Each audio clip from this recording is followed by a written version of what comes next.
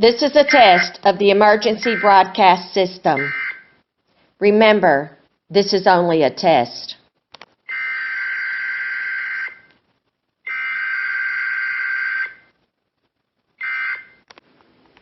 Most of you will remember, years ago we used to have these alerts come over the television or over the radio on a regular basis.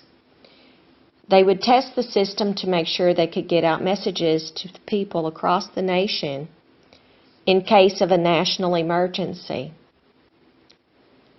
Then, on October the 3rd in 2018, we instituted a new plan of action where the alerts go over your cell phone. This is a way that the President has to communicate directly to the people, irregardless of whatever else is going on. The electricity goes down, there's massive casualty, event, what have you. I don't know if many of you are familiar with the fact that we have had enactments that have occurred over the decades on a regular basis where we test our first responders. Unfortunately, oftentimes these events have been used to create these false flags that have occurred, and these actual tests turn into actual devastation and loss of life.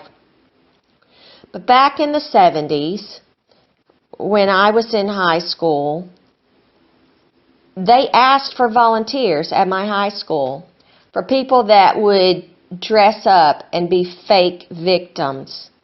And we actually pretended to have broken legs or gashes in our head, and we would put on fake blood, and they would tear our clothes. And then the first responders would, quote unquote, treat us. These types of things are important so that we are in practice for responding to mass casualty situations. Whether it be a bus that crashes and we've suddenly got 50 injured people, or as today, I believe this is a test, and it's worldwide for a pandemic. Here's why I say this.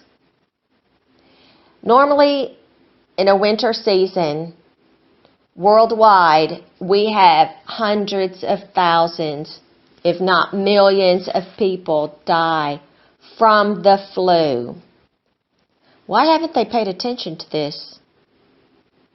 I think we are now. I think this is a plan that's twofold at the very minimum.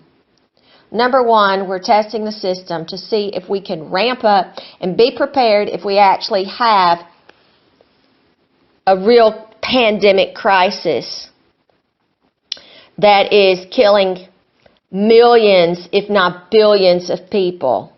Yes, I said billions with a B. We don't see that with coronavirus. In fact, we've had less deaths with the coronavirus than we typically have in a season with the flu. So why all this panic? People don't really understand what's going on. And they really can't get a good sense of the public's response unless they have the public belief that this is really true. So we're seeing how people are responding, and the governments around the world will act accordingly to improve their readiness. And the second point, I think they're using this as an opportunity to clean up the deep state, which is actually, in effect, all over the planet on every continent, including Antarctica. The deep state patriots are coming after you.